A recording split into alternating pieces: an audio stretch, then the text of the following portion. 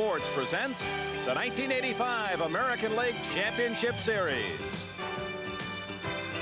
Tonight from Royal Stadium, it's the Toronto Blue Jays and the Kansas City Royals. Tonight's pregame show is brought to you by a company called TRW, where tomorrow is taking shape. And by your Blue Cross and Blue Shield plan, who reminds you to carry the caring card.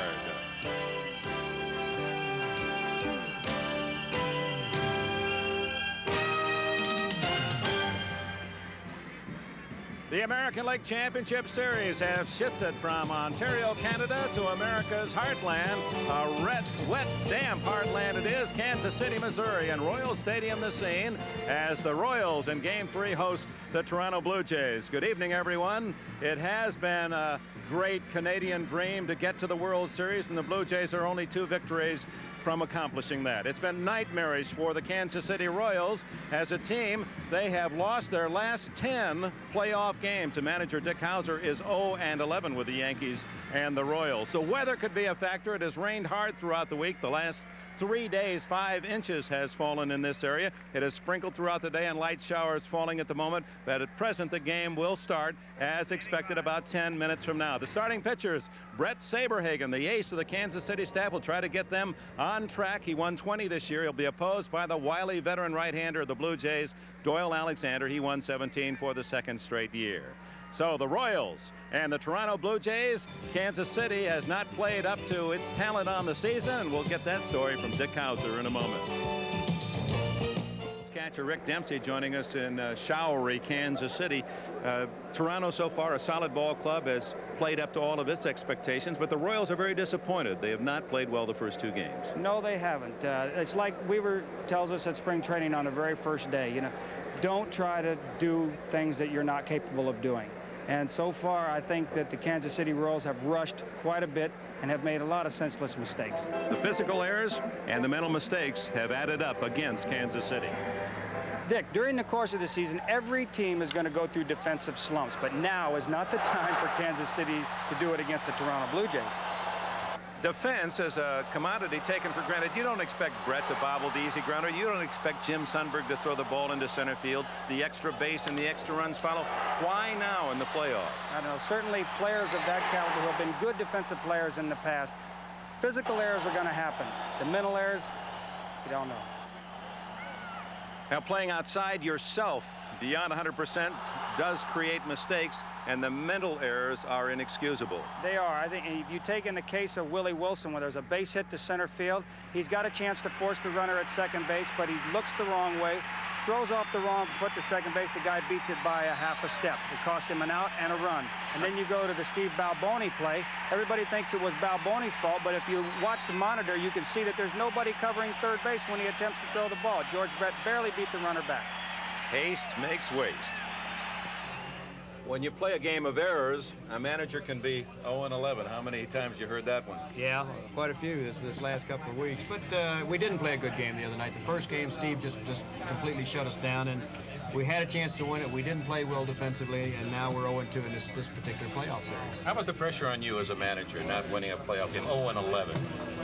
No, I don't like it. I don't like it, but it's a little bit frustrating, but it's not as frustrating as the game, like the game we lost the other night. The record's going to take care of itself. What we're trying to do is get to the World Series, and if we play like that, we won't, but if we play like that, you're not going to get to the World Series. It's that simple. Well, how come you don't play like that when you play the ball? Yeah, I know. You had Rick Dempsey asked me earlier this year when we were playing the Orioles. Last year we did pretty good against them, and he said, Dick, Texas beats you guys down there. How come you don't play against Texas like you do against? That's the kind of club we have, Rick. I really don't know what to expect. Now, you know, I know what will change this whole thing for you around right now. I want you to get up and assume your role as a Rick Dempsey for the Baltimore Orioles. Run up and down the dugout, yell and scream for 9 straight innings until you get so exhausted you can't make it out for the next day. I would never do that. I'd never hit 219 in my life, Rick.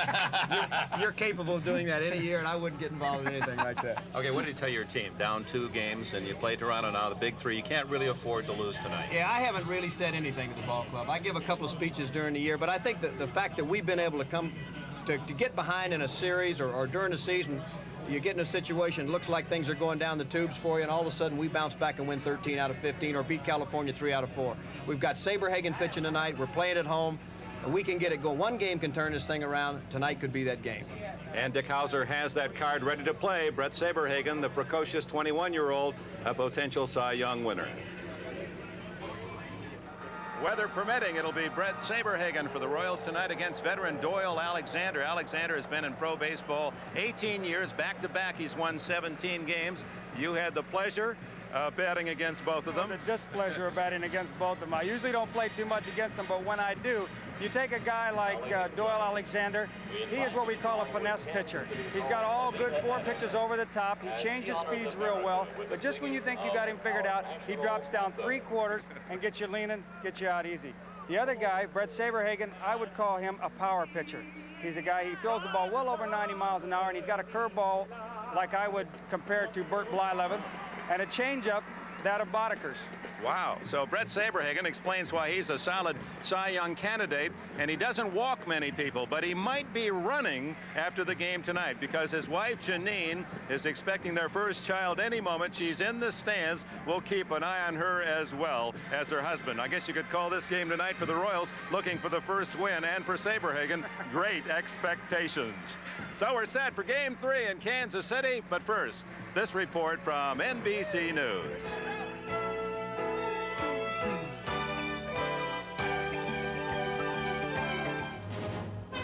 This is NBC News Digest, sponsored by Chunky's Soup. Here is Tom Brokaw, NBC News. Good evening. It is the night after the night on which 4 Palestinian terrorists were themselves hijacked by the United States and forced to face the consequences of their actions. Today,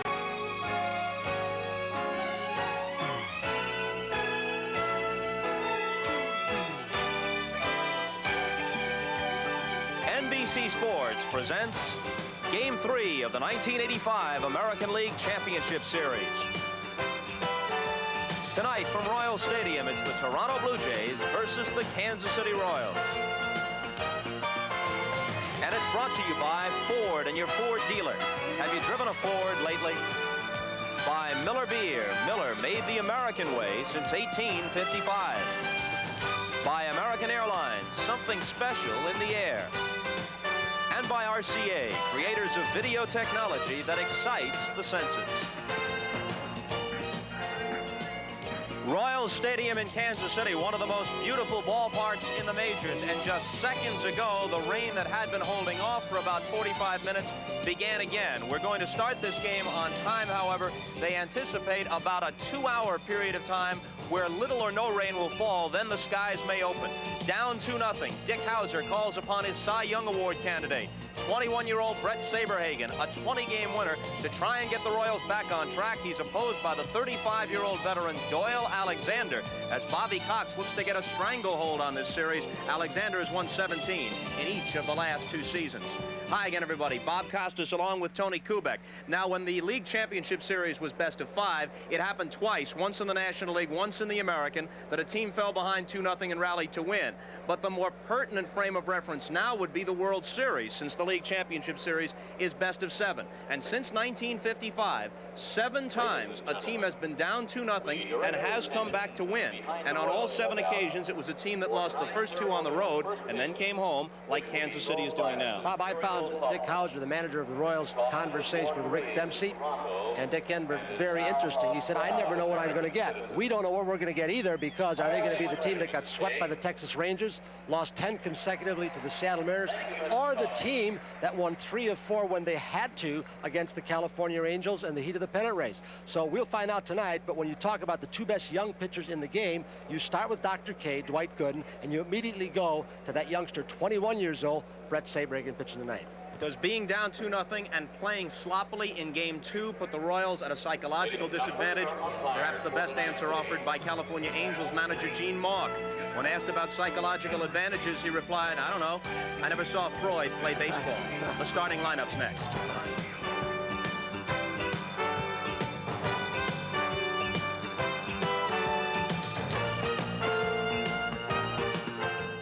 1985 has been a record-breaking year for me and for the whole family of baseball.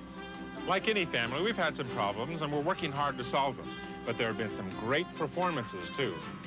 Take that gentleman in California and that kid in New York.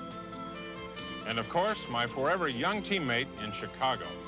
So from all of us in the family of baseball to our family of friends, thanks for sharing a great season. Major League Baseball, a family tradition. Share it all. In order for Brett Saberhagen to get his team back in the race tonight, he's going to have to contain 4 hitters in the Toronto Blue Jays lineup. The first one being Damaso Garcia, a free swinger, first ball fastball hitter. When he gets on base, he generates a lot of runs for their team. The second guy in that lineup who I think will provide the most power and is the most dangerous hitter tonight is Willie Upshaw. When he swings the bat hot, he can generate a lot of RBIs. Now, there's a hitter in that lineup tonight that they ought to maintain a special caution with is Ernie Witt, because he's one of those kind of hitters that'll always get that clutch hit when they need it. And a guy behind him, which I think is the upcoming star of their team now, who does it all offensively and defensively, is Jesse Barfield. Watch out for him. He's a great low ball hitter.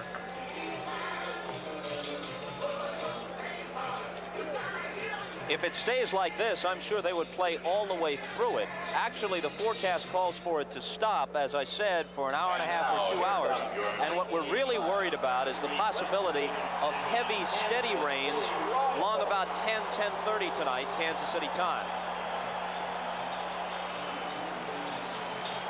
There are a lot of empty seats, which is probably why there wasn't a real blast of fan support welcoming this team home.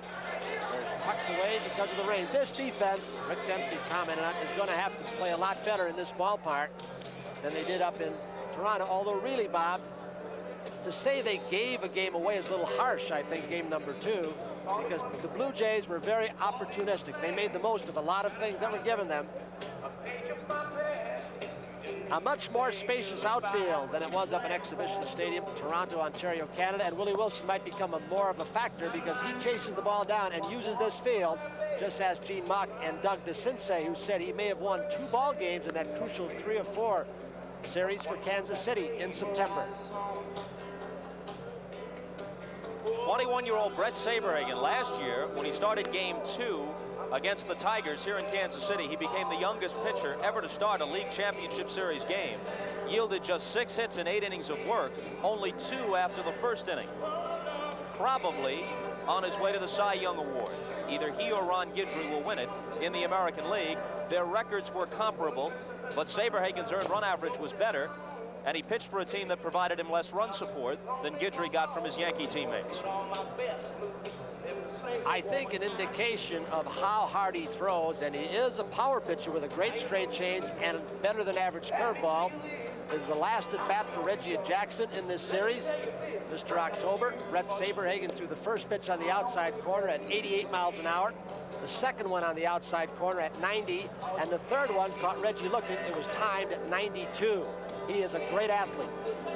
Jim Sundberg, who's warming him up right now, says the only 2 pitchers I've ever caught who had comparable control were Ferguson Jenkins and Gaylord Perry. But of course, by the time Sundberg caught them, they were veterans. This kid's 21 years old. I think it's interesting, too, to see how Saberhagen is charged up. I watched him warm up in the bullpen with the binoculars, and he started warming up about 5 minutes, too.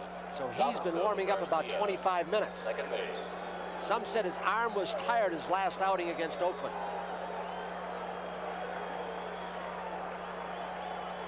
So both series have returned to the state of Missouri, with the home clubs now down 2-0 and hoping that the change of environment will turn the series around. The Cardinals and the Dodgers will go back at it tomorrow in St. Louis. Garcia hit .282 during the regular season and drove in 65 runs, a career high. Fastball is fouled out of play. Give you an idea how sneaky fast Saberhagen is. Well, Rick Dempsey told you, a first ball fastball hitter. That ball was right down the middle, and Garcia was late. It's a very easy delivery, holds runners on very well. Someone once commented that Saberhagen reminded them of Catfish Hunter, not in terms of appearance, but the way he works hitters. And so the Royals have taken to calling Saberhagen Dogfish. I think he throws harder than Catfish, and Catfish had that great slider. There's a fastball on the corner. The plate umpire is Jim Evans, generally thought of as a low ball umpire.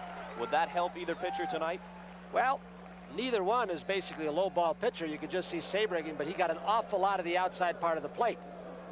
if that continues with Saberhagen, with his great control, he walks very few, and Doyle Alexander on the other side, they will take advantage of what Evans gives them. Another fastball going mostly with heat to the first batter, Damaso Garcia.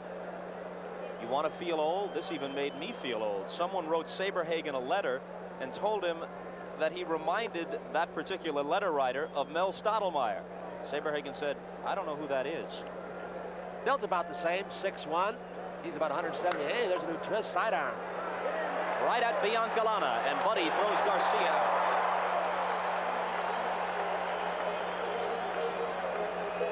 Biancalana and Onyx Concepcion, with really no rhyme nor reason behind the managerial strategy of Dick Hauser, have played off and on.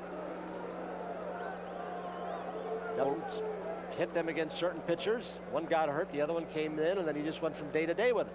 Biancalana has started all 3 games in the league championship series, and Concepcion did not endear himself to Hauser by double clutching on that play. The ball hit up the middle by Tony Fernandez to start the 2-run 10th inning rally in game 2. Mosby takes a ball right in the middle of things.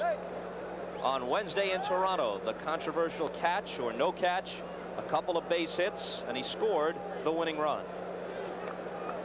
They asked him what he was thinking about when all that was going on. He said, I was thinking of my mom in Portland, Arkansas, and all my relatives watching the game.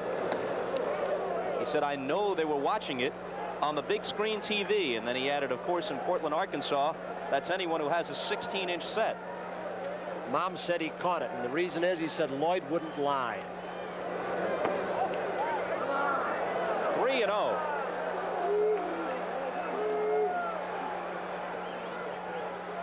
Saberhagen led the American League in fewest walks allowed per 9 innings. Around 1.5 per 9 innings pitched. Also led the American League in least amount of base runners per 9 innings. The 3-1 pitch. He walked him. Whoa, the bat boy came out, and Jimmy Evans, the home plate umpire, says, whoa, leave that ball alone. It was in play. So Evans bellowed out and prevented the bat boy from interfering. He has got to have a live fastball. That last one was more of a sailor. There's the young man who got shouted off by Evans, but even Sundberg, who's got those good hands, couldn't catch it. Watch this ball take off. A hard cut fastball, and Evans follows up the play and prevents the bat boy from interfering. And it brings up Mullenix, making his first start. Orge opened when Kansas City started 2 lefties in Toronto. The Royals got Jim Sundberg more for his catching this young staff and throwing than anything else. Look out. That's how Saberhagen is. He'll give Sundberg a chance, but Sundberg had a really awful year throwing base stealers out this year. 17 out of 70. Last year he led the American League at 50%.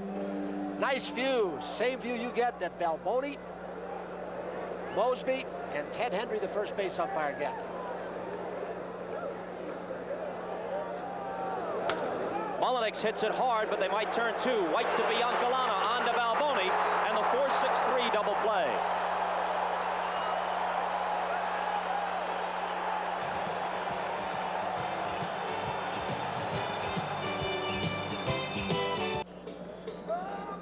The Royals lineup starts with Lonnie Smith, seen here smiling through the pain of an 0-for-9 performance so far. They need him to get on to generate something at the top of the order. Willie Wilson has more base hits than anyone on either team, 4, one of them a Game 2 home run. George Brett had 3 hits in Game 1, wore a collar in Game 2.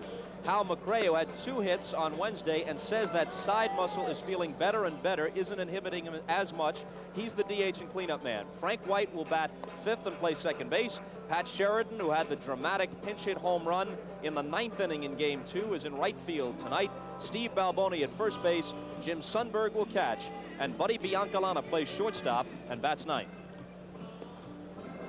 Although the Toronto Blue Jays play on the only artificial surface in the American League East, they are good in a big ballpark because of that speed in the outfield, Bell, Mosby, and Barfield. The scouting reports on Ernie Witt, the catcher's throwing arm, were that he had a badly bruised right shoulder. Taking out a look, the report said they would be able to steal on Ernie.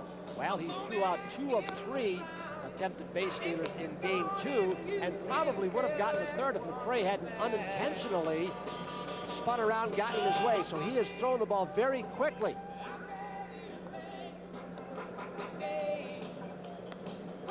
Doyle Alexander on the mound at age 35.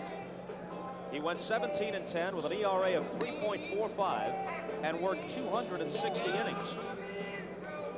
When you talk about Doyle Alexander, it is not enough to simply say he throws 3 basic pitches: fastball, slider, change, and an occasional knuckleball. He talks about pitching like a mathematician would talk about the Pythagorean theorem. He talks about his basic pitch, that he comes on the top, 3/4 aside, changes angles with his arm, and does different things with the fastball.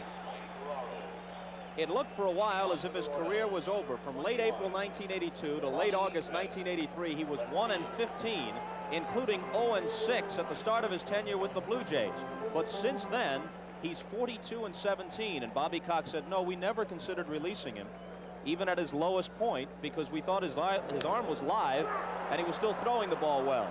Barfield in right field makes the catch, and Smith is now 0-10 in the series as he flies out on the first pitch.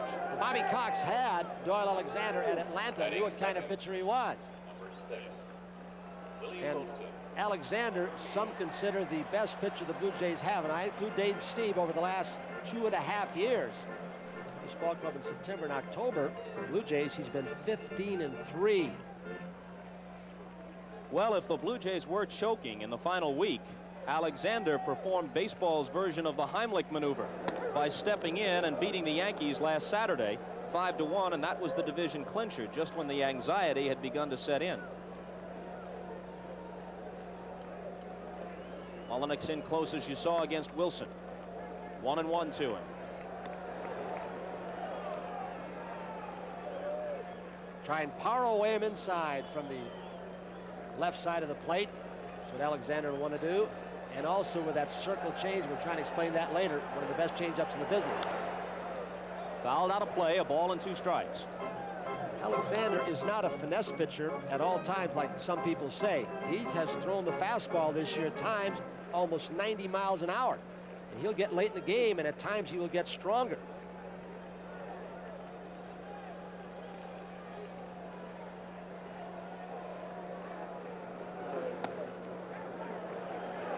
Two and two with Brett on deck. About the first few months, there's Georgie. Not come to the plate in these first 2 games with anybody in scoring position among the Royals. Line drive base hit, the 5th of the series for Willie Wilson.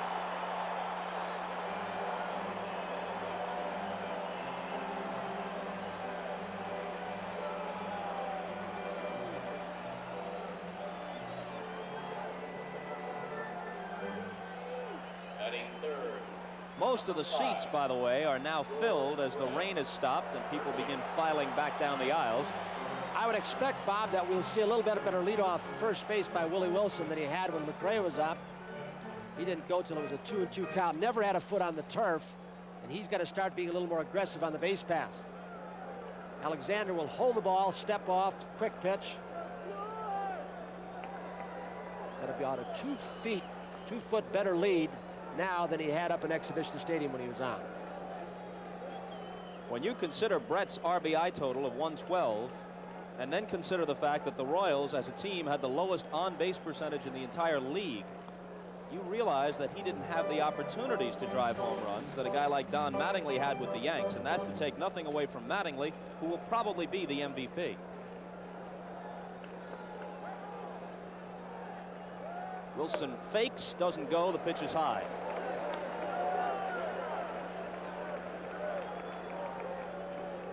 Mike Ferraro flashing the signs across to Wilson. Former Cleveland manager. Jose Martinez is their coach at first. There goes Wilson, swing and a miss. And they got him. Wow. So Witt has thrown out his 3rd base runner of the series. Vic Voltaggio down there. It looked like Wilson had a pretty good job. The swipe tag was his foot on the bag, and he hit him up near the knee. That's what it appeared to be live. That'll bring Hauser out. He's going to check with Wilson, say, how did you see it? and he will say, I trust my players. Alexander held the ball, and then he threw a changeup. A difficult pitch for Ernie Witt to dig out, down low, and throw Wilson out, if in fact he did. So Witt has now gotten 3 of the last 4 who've attempted against him. Got 2 of 3 in the 8th, 9th, and 10th inning in game number 2. Look at it. Tony Fernandez. A decent jump. He scoops it out. Is the foot on the bag and he tags him on the knee? I believe so, but it's very, very close for Vic Voltaggio. They're looking at the ball now. Hauser, which is very interesting. It is close, but I believe that foot was on the bag and he hit him on the knee. That hard straight-in slide. Hauser on the way back asked Evans and Voltaggio to look at the baseball. Is Alexander often suspected of doctoring him up? Well, his fastball does about 3 different things. Short hop by Fernandez, high home plate. He's safe, folks, you betcha. So the Blue Jays get another break.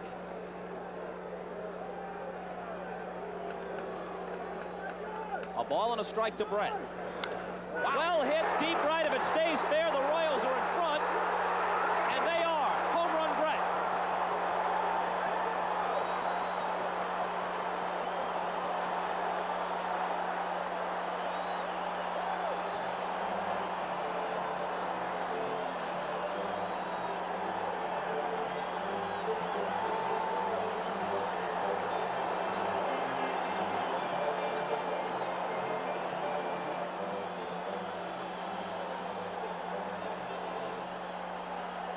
They say they try and pitch around him. In one game in August, they charted the pitches.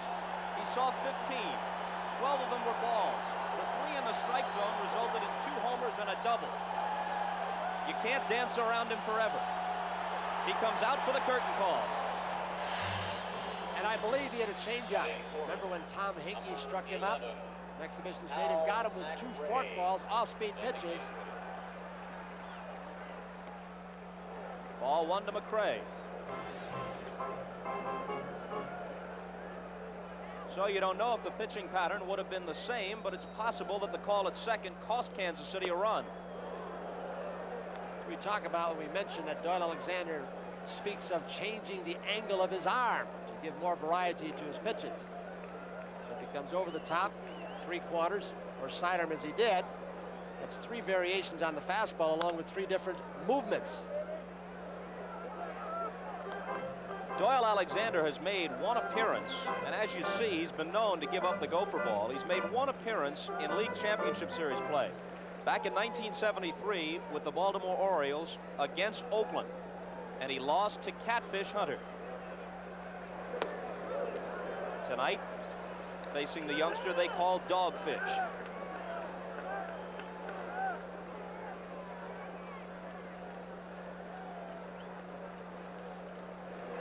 Fastball swung on and missed.